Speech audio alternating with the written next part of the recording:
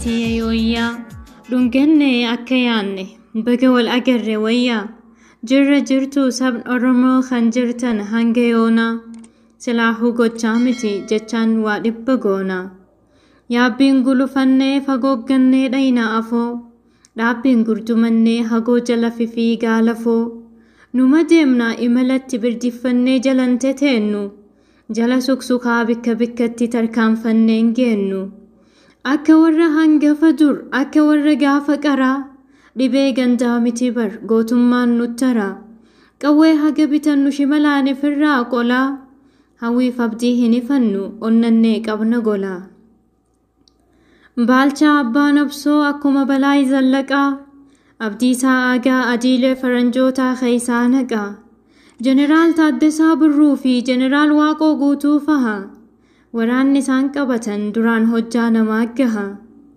leenjisoon Minilik lollaan Huseen Bunee Hayila Sillaasee okkolchee nageessoon nafxanyaa haleellaan Aliyyiin xayyaara mogolchee warra hunduunu jee ajjeesee nama tahuu garsiise goonni baddaa baalee haleelee sirna irree diigee agarsiise gootonni geeraranii weeddisaa lolaa wal faarsaa hogguu saba isaanii bilisoomsuuf godhan aarsaa elemoo qilxutuu calqaba baa'uudhaaf dhukaase moortuu alagaa fonqolchee mataa addaan yaase eeganaa shanyiin diinni facaasu margeen babal'anne nafxanyaan Oromoon lolee kophaa mooheen mul'anne gaarramii sabaa sossobaa garlameetu nu nyaachise faallamii jabaa goggobaa keenyatu diina nu dhaalchise barri qabsoo dheeratee kunoo jaarraa lakkaahee Oromoon humnaan miti qabsoo dharaan madaahe gabrummaan irratti qancaree miciree jabaate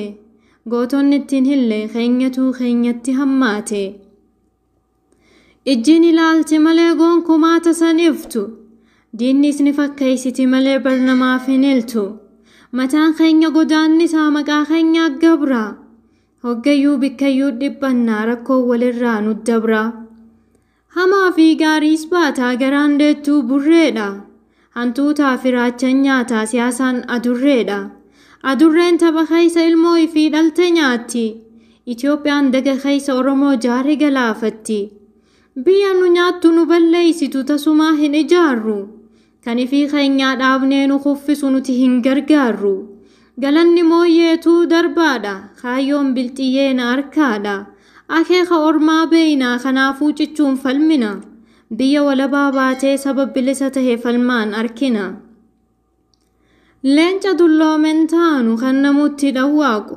leeccalloo uraneen goonu kan namutti godaanuu dhaqu lolaan ifirraa buqqisanii diinni waa nama quyyisaa tollaan du'aaf dhalanne duuti waa lafa qayyisaa qehee leenci keessaa godaane jeedalaatutti gala gumbii callaan keessaa dhume hantuutaatutti dhala keenya gootummaan dabareedha wal jalatti dhalanna mootummaan abbaa irree ni kufaa ifirraa lollee irra aanna kaleeysa osoo aayyoon boottee ilmoon isii hirkiifattu osoo abboon boohee harkasaa dhoggatu osoo isaan jaan qubaan miti lubaan bulla osoo isaan fadhan dirqiin miti mirgaan oolla fira fakkaatee qaama miiraa mure sodaachisuuf kakatee moohuuf ture gadaa balleeysee gadoon sirna bocee aadaa faalleeysee hooda safuu hacuuce qondaalli sabaa wareeree alalaasee geeraree qaalluun jabaa afwaalee amburrisee zeekkaree goota darbatee hin dhabne ati nakkoottu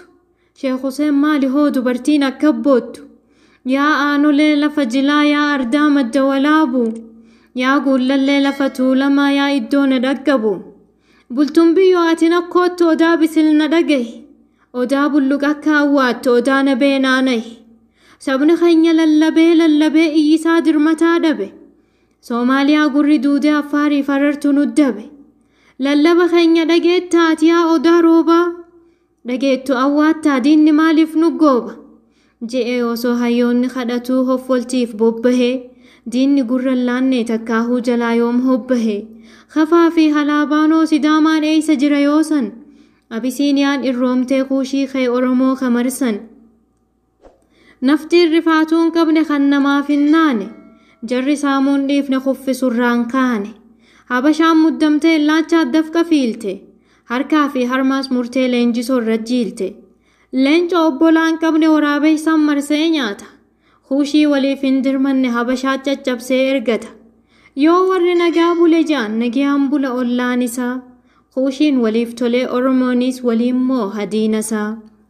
Kan duriin addaanii miti dararaa fi gidirfamni dhaloota. Addaan cituu dide mankaraaraa fi hiraarfamni baroota. Kan bobbahee nagaan hin galu mootummaa qabee hidha. Kanaan ga'es namaan hilu guutummaa biyyaa miidha. Sabni tokko haga funyaani hidhatee kaaniis hin hiikkatu. Abadan tokkos ol tahee tokko ammoo gad tahee hin jiraatu. Onna isaan dhawaatanuu laatanii laban harka qullaa. Fuula keessa faxoorree ummanni walqixa waliin bullaa. Oromoo haa jaaramnu kuush tokkummaan humna.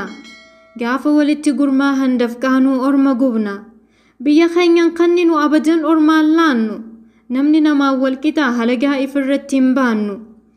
Yoo nuti wal soorree wal kunuunsine akkuma ilmaan shimbiraa. Kuushonni diigamee Oromoon cabu silaahuu eeysa jira. Aannan ukkaamsanii hogguu raasan akkuma qabee cabsu. Aanaan rakkoo beeku nyaatee dhugee biratti hin liqimsu. Irreen isaa warra kuushii humni warra Afrikaanotaa. Osoo tokkummaan isaa jabaatee silaa Oromoota. Gaafa waliisaaf gale ummanni Oromoo kun arjaa. Jaalala humna isaa bitatee halagaani kaasa ardaa. Gamni Afrikaanummaan qawwee miti je'ee didu. Sabni Oromummaan hawwee jaalalaan waliif fidu. Falaasama sirna gadaatiin tasgabbii ardichaa buusa. Asoosama sirna bittootaa fi burjaajjii sabichaa dhiisa. Ilmaan haadha takkaa gurmuun addunyaaleeysaa. Gamtaan jila Afrikaa gareen ardiilee biyyooleysaa. Warri abbaan jaraa tokko jarris bifti isaanii takkaa. Teessoo irratti waliin dhaantu gurraachoonni Afrikaa. Bikka adiin harkatee obbolootaatti hin kofline. Akka badiin darbatee Afrikaanotan horfine. Abdii lapheetti baattee ilmaan teenya hundi. Yoo dibaansaa itti tottole daaraanuu ni gubdi. Ani Zabiibaadha. Taroobaa Gafarsoo.